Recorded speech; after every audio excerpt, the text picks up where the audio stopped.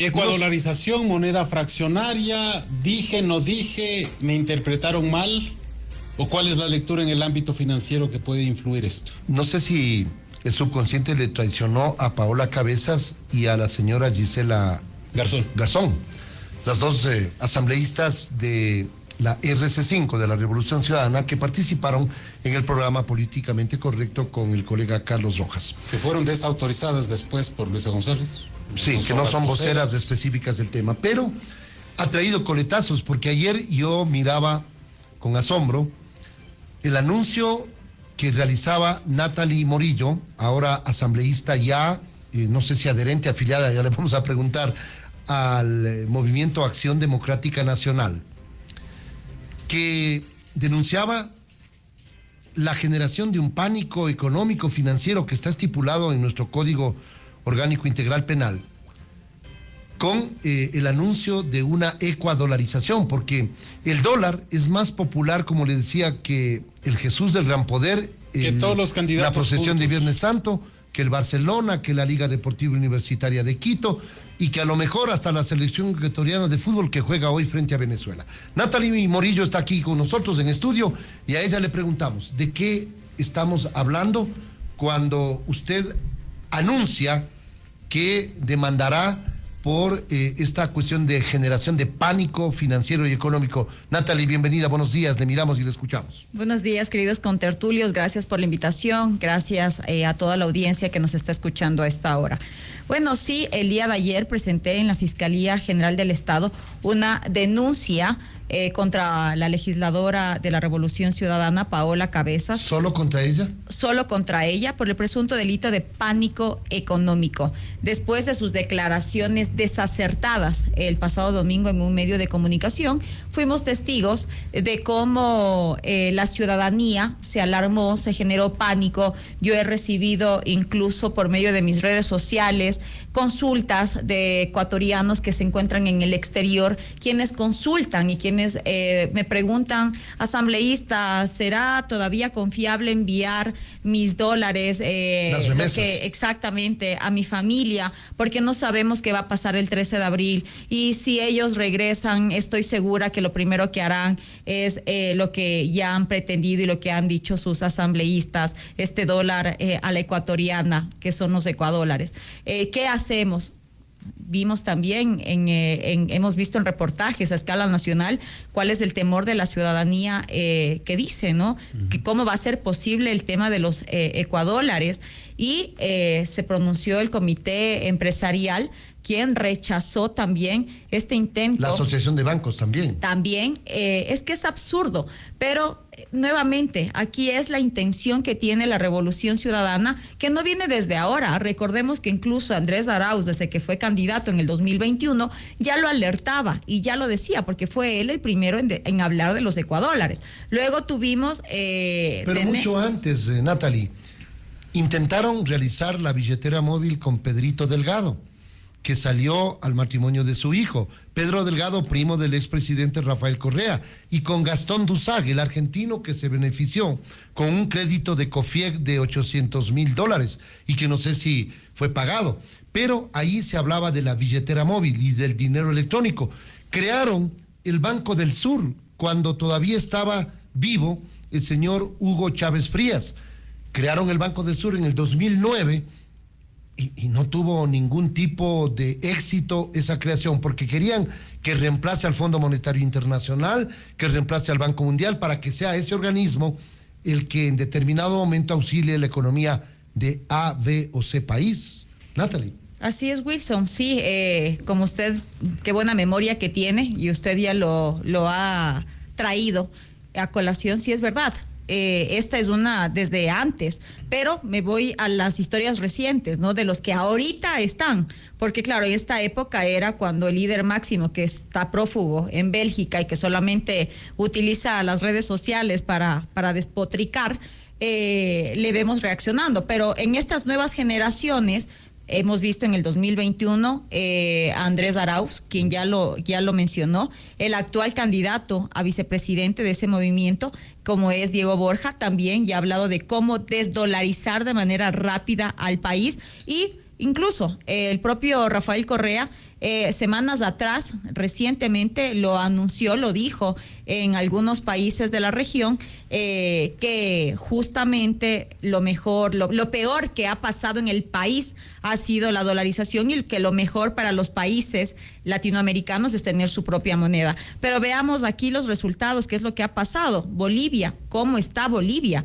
¿Cómo está Venezuela? Entonces, sí, creo que al dólar, y la Revolución Ciudadana lo que tiene que entender es que al dólar se lo debe fortalecer, no debilitar. Y justamente yo presenté esta denuncia el día de ayer, basada y amparada en el artículo 307 del Código Orgánico Integral Penal, porque creo que los asambleístas, no por el hecho de tener inmunidad parlamentaria, podemos salir a decir cualquier cosa absurda sin medir las consecuencias. Esto es una irresponsabilidad por parte de las asambleístas. ¿Por qué? Porque generan caos, generan pánico en las familias ecuatorianas, generan incertidumbre y lo peor, que debilitan la confianza en el sistema financiero ecuatoriano. Porque ¿cómo vamos a atraer capitales nacionales o extranjeros si el otro grupo que está en este momento en disputa la presidencia de la República está hablando de la desdolarización del Ecuador? Ahora, Natalie, dos cosas ahí. La una, no es exagerado esta denuncia en contra de Paola Cabezas, eso por una parte, una retaliación, no lo sé, rivalidad política, eso en primera instancia. Y lo segundo, ellos ahora promueven que se ponga en la Constitución la dolarización. Recientemente hubo un decreto. El dólar como moneda oficial. ¿Cómo no? Ya hubo un decreto, el presidente no decía, va el dólar por decreto, esa es la moneda que utilizamos acá. ¿Todavía cree que estén pensando en desdolarizar la Revolución Ciudadana? Sin duda, es que ese es el objetivo. A ver, el tema esta jugarreta, porque ellos lo que son expertos es en crear shows, escándalos y tratar de tapar el sol con un dedo. Lo que trataron de hacer en la Asamblea Nacional fue una jugarreta más de ellos para escudarse y decirle al ciudadano que no van a desdolarizar al país. Pero eso es una mentira. Incluso recordemos cuál es el proceso. Esto es una enmienda. Y en el momento de pasar, esto demorará un año. Y lo que ellos dicen, incluso en los chats revelados, en el momento en que nosotros seamos gobierno, cuando gane Luisa, tranquilo hermano, bro, que todo va a pasar y en ese momento nos adueñamos de todo. Claro, esto solamente es una pantomima para poderle decir al ciudadano, sí, quédense tranquilos que no vamos a desdolarizar. Pero eso es una falacia. Incluso la comisión que pretendían hacer no estaba coherente. Era una comisión ocasional con la mayoría de asambleístas de la Revolución Ciudadana, y a un legislador habían puesto de la bancada de ADN, sin consultarnos, sin preguntarnos, sin existir una sociabilización. Esa es la forma de operar de ellos. Ya tenemos aquí un claro ejemplo. Ustedes saben, yo estoy en la comisión ocasional que está tratando la reforma al artículo 5 de las bases militares extranjeras, en donde la preside justamente Gisela Garzón, que es de la Revolución Ciudadana, y es una de las que habló también el domingo de la moneda electrónica. ¿Y qué pasa? No nos han llamado, no nos han convocado. Un tema tan importante como la seguridad lo dejan atrás. ¿Ustedes piensan que poniéndole al ratón que cuida el queso va a hacer bien las cosas? Se podría poner, Natalie, ya muy bien que el dólar sea en la Constitución, en la Carta Magna, nuestra moneda corriente, oficial, la que utilizamos en el país, pero que el Banco Central no puede emitir ningún otro tipo de moneda, sea electrónica, sea como se llame, sea Ecuador. ¿No claro, sin duda, eso es lo que necesitamos y eso es lo que el presidente ha dicho. Mientras que Daniel Noboa esté al frente, la única moneda será el dólar. La única moneda. Eso ya lo dijo en el decreto, lo firmó en Cuenca incluso, porque necesitamos darle estabilidad a la población ecuatoriana y darle este respiro, porque como les comento, se creó pánico, la gente estaba preocupada, estaba asustada con este tema de la moneda electrónica. Entonces, por eso el presidente fue enfático, enérgico en decir que para él la única moneda que prima aquí en el Ecuador es el dólar, para todo tipo de transacción. El 14 de mayo termina este periodo legislativo y la acción que usted pretende implementar en contra de Paola Cabezas debe pasar por un levantamiento de la inmunidad parlamentaria de Paola Cabezas. En este periodo no habrá tiempo. Usted y ella han sido reelegidas. Eso podría sobrepasar ya a la nueva estructura legislativa, digo, porque si la Fiscalía investiga emite una instrucción fiscal, el juez aboca conocimiento y pide que el Pleno de la Asamblea levante la inmunidad parlamentaria, va a ser muy difícil porque están casi cortados a la mitad en la Asamblea, 67-66. Es un acto más bien político electoral el que hace Natalie Morillo, un poco para visibilizar y ahondar y hacer bulla en torno a esta metida de pie de estas dos asambleístas de la RC5? No, más que eso, Wilson, es precisamente decirles a los asambleístas que no pueden emitir este tipo de declaraciones que son irresponsables y que generan pánico y que generan caos en la sociedad, justamente por el escudo de la inmunidad parlamentaria. Porque recordemos que la inmunidad no es para cometer delitos, ni para mentir, ni para generar pánico en la población. Por eso será la Fiscalía quien realice las pericias correspondientes que se han presentado para poder dar paso a lo siguiente, Pero que es justamente levantar la inmunidad. En la realidad política yo no le veo posible que le levanten la inmunidad parlamentaria al asambleísta. ¿O usted cree que sí? En este periodo, mucho más difícil. Y en el siguiente, peor, porque habrán que tener los votos necesarios y ninguna de las dos fuerzas políticas hegemónicas en esta polarización creo que vaya a dar su brazo a torcer. ¿No? Encontraron pruebas de diezmos, igual con votos los salvaron.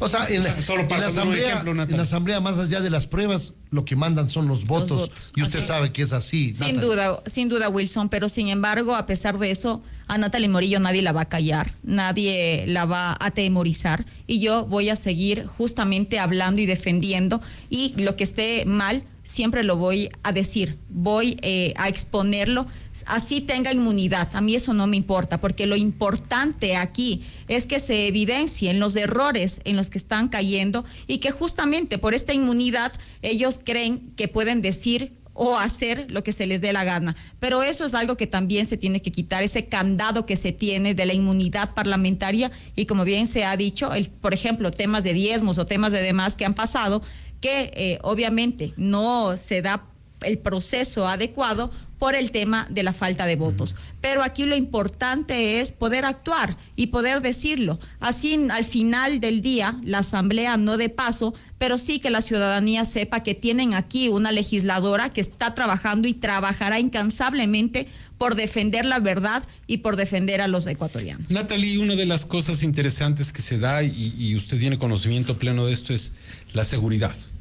El gobierno dice que está haciendo lo suficiente, pero es difícil acabar en poco tiempo con estas mafias internacionales. Pide ayuda internacional el presidente. Lo que está tratando en la comisión, que no da paso, que usted menciona, es sobre el apoyo internacional, las bases o como se lo quiera describir. Pero ¿cómo poder mejorar el ámbito de la seguridad que para una gran mayoría de los ecuatorianos el presidente todavía le sale debiendo, Natalia? Bueno, el presidente ha hecho mucho en poco tiempo. En 1 año y medio ha hecho más de lo que presidentes en 4 años han realizado. Primero hay que recordar que el presidente asumió el mandato en un país con crisis multidimensionales, como ustedes lo saben. No solamente era el tema de seguridad, era el tema de salud, era el tema de empleo, era el tema de educación. Trató de limpiar y de poner la casa en orden, porque hay que ser sinceros, hay que ser realistas. En el Ecuador no había plata, o sea, el Ecuador estaba sobreendeudado, no teníamos reservas, que ahora tenemos 8,000 millones de dólares en reservas, un déficit fiscal de más de 4,500 millones de dólares, y lo que hizo el presidente fue justamente poder acomodar la economía del país para ahí sí poder tener con los multilaterales que nos vean como un país que sí pueden prestarle dinero, exactamente, porque ya está al día, porque sí puede tener esta capacidad de pago que se necesita, porque es como en el día a día, aquí al ciudadano que sabemos, cuando vamos a pedir un préstamo, si nosotros hemos estado en el buró crediticio mal, no nos dan un préstamo. Entonces es lo mismo pasa con las multilaterales. Pero ahorita, ¿qué pasa? Estamos estancados porque nadie sabe qué es lo que va a pasar el 13 de abril. Y los países, los inversionistas que quieren venir al Ecuador, temen que si regresa la Revolución Ciudadana, manden al carajo todo, como pasó en la época cuando ellos gobernaban, y que no exista esta seguridad jurídica que tanto necesita el Ecuador. Declararon un tramo de deuda ilegítima y evidentemente siendo legal y no siendo legítima, el gobierno en ese entonces decidió simplemente parar los pagos. Exacto. Entonces, el presidente de la República, ¿qué está haciendo? Pidiendo a la cooperación internacional el apoyo para poder brindar las capacidades, la tecnología, el equipamiento que necesitan nuestras fuerzas públicas, como es la Policía Nacional y las Fuerzas Armadas. Pero ustedes son testigos, el riesgo país. El 9 de febrero, cuando las encuestas decían que Daniel Noboa ganaba en una sola vuelta, bajó. Hace años que no se veía un riesgo país tan bajo, pero al día siguiente, cuando nos enteramos que había una segunda vuelta, otra vez el riesgo país se disparó después de las declaraciones del asambleísta Paola Cabezas con su tema del el ecuadólar o de la dolarización a la ecuatoriana, como ella lo llama. También sube el riesgo país. Entonces, ¿qué inversionista nacional o extranjero va a querer poner sus capitales en el Ecuador? Nadie, porque ahora todo el mundo está esperando si Daniel Noboa el 13 de abril es reelecto, créanlo que va a haber un cambio positivo para el Ecuador y que vamos a tener nuevamente las miradas de países extranjeros, de países amigos que van a querer venir a invertir y que van a generar muchísimas más plazas de empleo. Natalie, con toda esta contextualización que hace, ¿por qué el correísmo sigue teniendo una base electoral tan fuerte a pesar de actos de corrupción, los chats, la Liga Azul? Y bueno, le puede sumar muchas más cosas, Natalie, pero la gente todavía le da el apoyo electoral que tiene. ¿Cómo se explica? No tengo yo explicación para eso, pero sin embargo, en estas elecciones nosotros pudimos ver cómo cambió todo. Para nosotros es una victoria, porque recordemos que es la primera vez después de más de 15 años que un candidato a la presidencia de la República pasa segunda vuelta por encima del candidato de la Revolución Ciudadana. Esto para nosotros es un logro, teniendo en cuenta pero que la expectativa era que vaya a ganar en una sola vuelta, es lo que más o menos estaban vendiéndole a la población, y por ello asumen que incluso el presidente guardó silencio porque lo asumía no como un triunfo, sino más bien como una derrota. No, esa es la narrativa que trató de poner la Revolución Ciudadana. Lo que es el presidente de la República, Daniel Noboa, es un hombre sensato, un hombre cauto, un hombre que mide las salidas, que mide las palabras, que mide sus declaraciones, y justamente para no salir victorioso antes de hora, él prefirió esperar los resultados oficiales por parte del Consejo Nacional Electoral, y por eso hizo su pronunciamiento el día lunes. Pero justamente es esto, o sea, nosotros no nos sentimos que hayamos sido derrotados. Nosotros tuvimos una victoria, somos un movimiento joven, creado recién el año pasado, Tremenda en mayo. Victoria, 66 legisladores. Exactamente, imagínense, después de tantos años hemos derrotado a muchos partidos políticos tradicionales, y esto es obviamente por el liderazgo que tenemos, que es Daniel Noboa, y que toda la ciudadanía es consciente de esto. Ahora, ¿qué va a pasar en el siguiente escenario legislativo? Le pregunto yo, porque usted va a ser parte de esa estructura legislativa. ¿Cómo van a operar?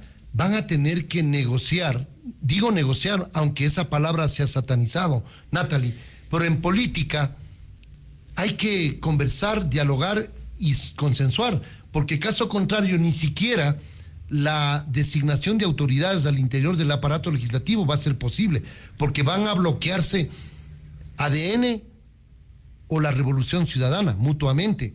Van a tener que ceder. El escenario que se viene es cuesta arriba, Natalie, y usted está consciente de aquello. Totalmente. Yo no pierdo la esperanza, y es lo que le digo a los ciudadanos cada vez que me reúno con ellos en las calles, en los barrios. No hay que perder la esperanza de que un nuevo Ecuador sí es posible. Yo no pierdo la esperanza de que podamos tener una gobernabilidad en la siguiente asamblea, que sea una asamblea distinta como la pidieron los ecuatorianos el pasado 9 de febrero, y que podamos llegar a diálogos, que podamos llegar a entendimientos. Ya lo ha dicho el presidente de la República, Daniel Noboa, la asamblea es la casa de la democracia y tenemos que dialogar con todas las organizaciones políticas que estén dentro, siempre y cuando el fin sea trabajar por la seguridad, por la educación, por la salud, por el empleo que tanta falta le hace al Ecuador. Siempre y cuando las organizaciones políticas quieran trabajar en estos mismos ejes, serán bienvenidos. Nosotros no estamos ni del lado de la corrupción ni de la impunidad. Entonces estoy segura y como les digo, tengo la esperanza de que sí vamos a poder trabajar, al menos en temas que son de interés nacional y que no vamos a tener una fiscalización selectiva o a la carta como se está realizando en el momento. Ya hay algunas conversaciones con asambleístas independientes que también han llegado y llegarán a la nueva asamblea y esperamos que se sigan sumando más cuadros justamente para poder tener gobernabilidad, que es lo que se necesita en el país. Ya no estas disputas, no estos odios, no estos revanchismos que tanto nos afectan. Perfecto, y esperemos a ver qué es lo que pasa con esto en el debate de este domingo y la gente vaya tomando una posición al respecto. Agradecemos a Natalie Murillo por haber estado en Contigo Noticias. Muy amable. Rommel Wilson, muchísimas gracias por la invitación. Siempre es un gusto y un placer poder acompañarles y además poder informar de manera óptima y precisa a todos los ecuatorianos. Muchas gracias, Natalie. Nos vamos a la pausa, regresamos con más información. Esto es Contigo Noticias, 104.9 FM. Ya volvemos, no se vayan.